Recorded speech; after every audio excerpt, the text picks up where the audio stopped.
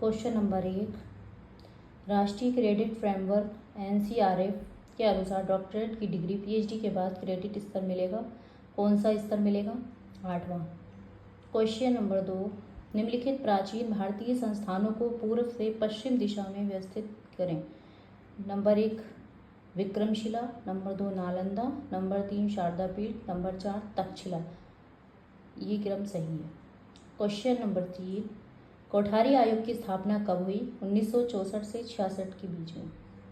Question number 4, Kothari आयोग को और किस नाम से जानते हैं? एजुकेशन कमीशन ऑफ इंडिया के नाम से भी जानते हैं।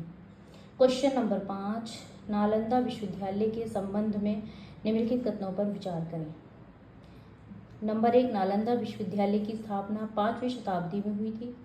नंबर 2, संग्राम नाम के 8 बड़े हॉल मुख्य आकर्षणों में से एक थे। नंबर 3, नालंदा विश्वविद्यालय का पुस्तकालय 9 मंजिला था और 3 विभागों में विभाजित था, जिसे रतन सागर के नाम से जाना जाता था। ऑल 3 स्टेटमेंट्स करेक्ट हैं। क्वेश्चन नंबर 6, शिक्षक केंद्रीय शिक्षण विधियों की विशेषताएं हैं। नंबर 1, छात्र निष्क्रिय शिक्षार्थी होते हैं। नंबर 2, शिक्षक सीखने की गतिविधियों को निर्देशित करता है।